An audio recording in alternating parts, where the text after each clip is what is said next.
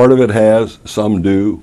In the middle of last year, we were finding great value in things like Citigroup and J.P. Morgan. When Europe decided that they were going to backstop their banks, we think it took some pressure off ours.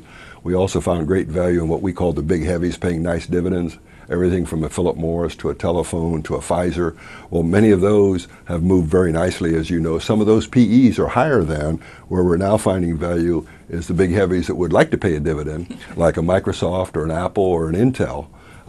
They've got a whole lot of cash, but a lot of it's overseas, and they're trying to avoid the 35% U.S. tax bite.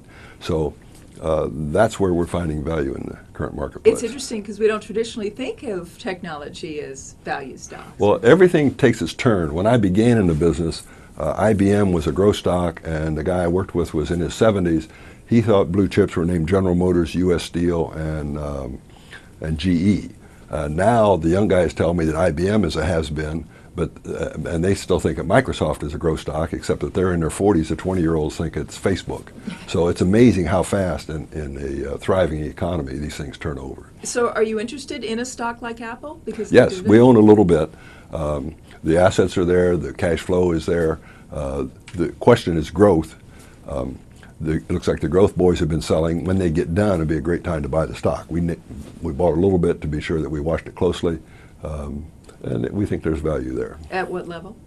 Well, it's currently at 400. Actually, we think there's value there at 4. See, the trick in this game is always, when you identify value, the momentum guys still may sell it lower. Yeah. And when you think something gets overpriced, our rule is when things get full priced, we sell down to a reasonable position. But you can make good money playing the momentum going both ways.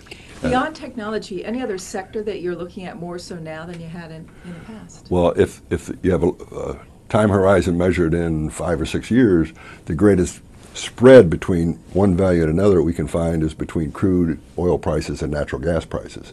We think natural gas has the potential of cutting the price of fuel in this country in half in the next 10 years.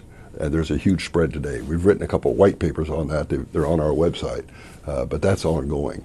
And so on a long-term theme, you've got to have a leg in what's going on there and monitor that.